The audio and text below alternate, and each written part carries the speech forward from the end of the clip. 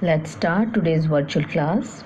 Yesterday we have started English practice book unit 2, that is determiners, and there was a short introduction of the determiners. Here I am going to show the slides that I have showed you earlier, that determiners are the words that are used before nouns and they fix the meaning of the nouns. Now the four types of the determiners are quantifiers, articles, demonstrative and possessives. So I have told you that in this unit we will give stress on quantifiers and articles, and today we will start with the quantifiers. So what are quantifiers? Quantifiers indicate how much or how little of a noun is being discussed, means is discussed about the noun.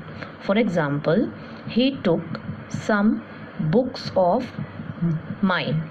So here is the noun word is books, and the word some discussed about the books. Next is he has few apples in the basket. In this sentence, few word is before the word apples, so it quantifies the noun apples. So few is a quantifier. Some more examples of quantifiers and the use of these quantifiers. Lot and a lot. We use these two with both countable and uncountable nouns. For example, a lot of books. Here books is countable noun, and a lot of sugar. Sugar is a uncountable noun.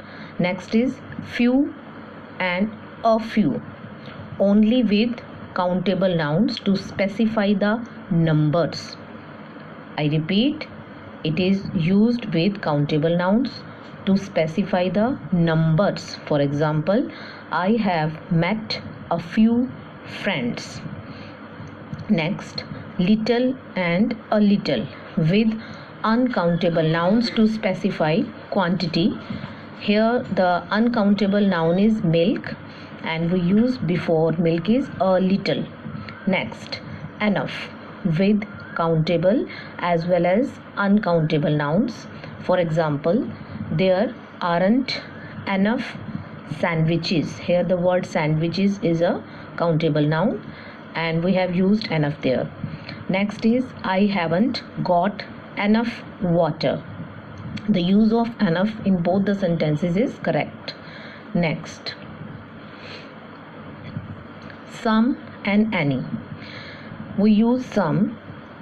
Some is used to express quantity or numbers in positive statement. For example, I need some help. And the use of any. Any is to express quantity or number in the negative statements. There wasn't any help available.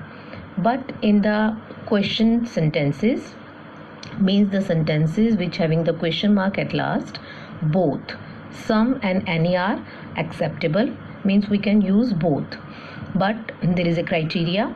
We use some if we expect positive answer, and any if a negative answer is expected. For example, do you need some more tea? So here we are expecting the positive answer, so we have used the some. Next, do you have any complaints? Here we are expecting the negative answer, so we have used any. So your homework for today is read page 12 and 14 of unit 2 determiners from English practice book. That's all for today. Thank you.